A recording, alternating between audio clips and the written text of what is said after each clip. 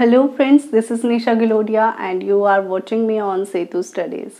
Friends, आज से हम पीजीटी हिस्ट्री का सिलेबस शुरू करने वाले हैं और इससे पहले के वीडियो में हमने पीजीटी हिस्ट्री के सिलेबस पर डिटेल डिस्कशन किया है और ये जो क्लास है वो DSSP, KVS, NVS और RPSC first grade history in सभी एग्जाम्स के काम आने वाली है।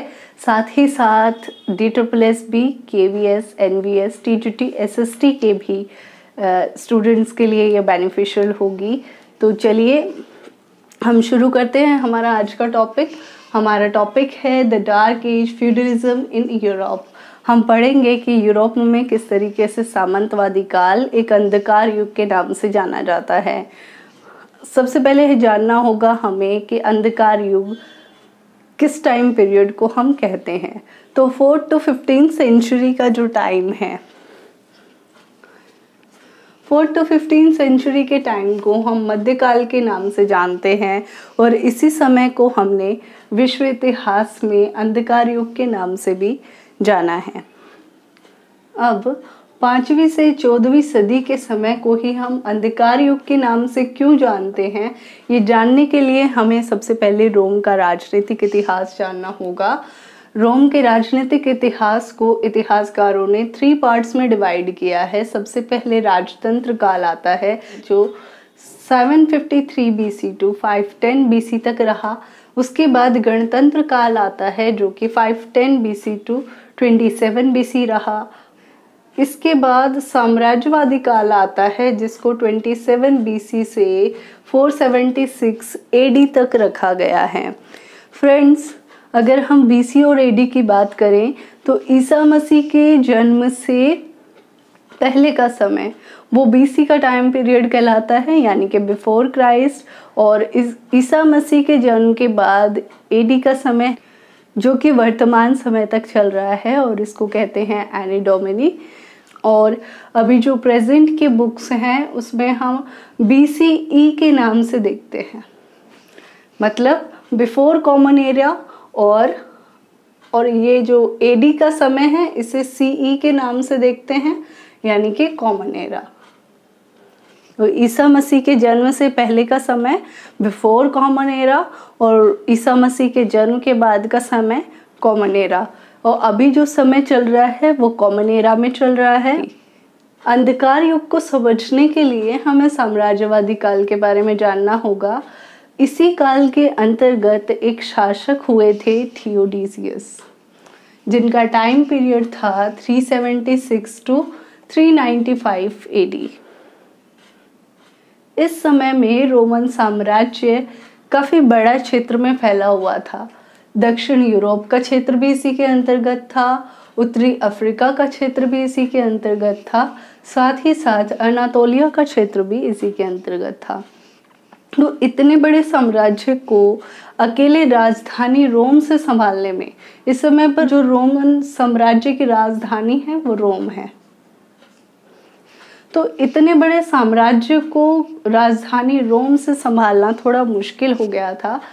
इस वजह से थियोडीसियस ने अपने दोनों पुत्रों हिनोरियस और एरियोथियस दोनों पुत्रों के बीच में अपने साम्राज्य का विभाजन कर दिया, जिसमें से हिनोरियस के पास रोम का पश्चिमी भाग गया जो कि टाइबर नदी के किनारे स्थित था और एरोथियस के पास रोमन साम्राज्य का पूर्वी भाग गया।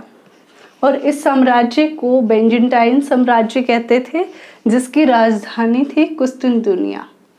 और पश्चिमी रोमन साम्राज्य की पुराना जो रोम था वही उसकी राजधानी थी।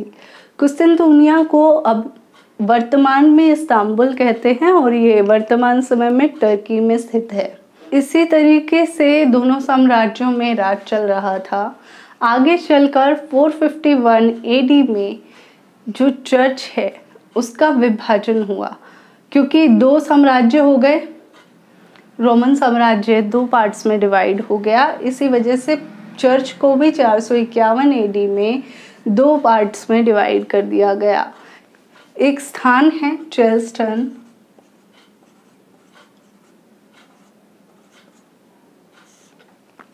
यहाँ पर विद्वानों की एक सभा बुलाई गई और कहा गया कि जब जब रोमन साम्राज्य के 2 हिस्से हैं तो चर्च के भी 2 हिस्से किए जाने चाहिए, जो कि 2 पार्ट्स में डिवाइड किया, पश्चिमी रोम और पूर्वी रोम।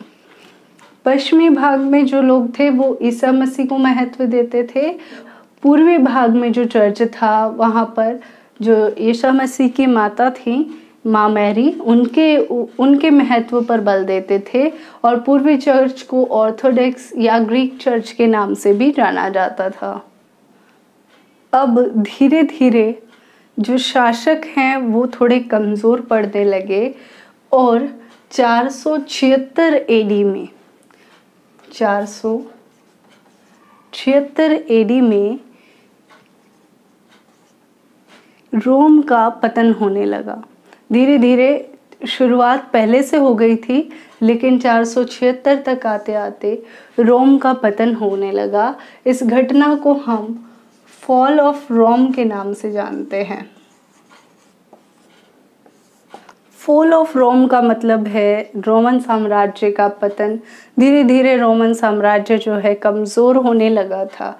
अब जब रोमन साम्राज्य कमज़ोर हो रहा था तो इसका मतलब कोई और शक्ति में आ रहा था। तो वो जो वर्ग शक्ति में आ रहा था वो था सामंत वर्ग। धीरे धीरे सामंत वर्ग ने अपनी शक्तियों को इतना बढ़ा लिया कि शासक कुछ कर ही नहीं पा रहे थे। इस अंधकार युग के 4 स्तंभ बताए गए हैं। पहला था सामंतवाद,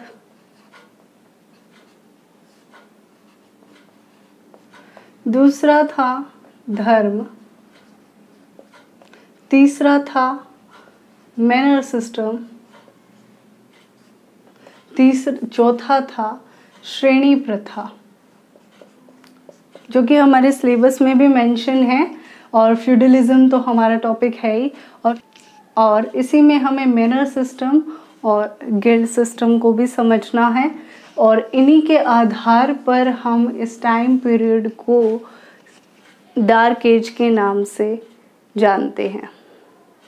तो फ्रेंड्स, कल की क्लास में हम जानेंगे किस तरीके से सामंतवाद, धर्म, मैनर सिस्टम और श्रेणी प्रथा ने इस समय को अंधकार युग की संज्ञा दी। तो आज के वीडियो में इतना ही। Thanks for watching. और वीडियो को लाइक करें, शेयर करें, सब्सक्राइब करें। जितना हो सके ज़्यादा से ज़्यादा अपने कॉन्टैक्ट्स में शेयर करें। Thanks for watching.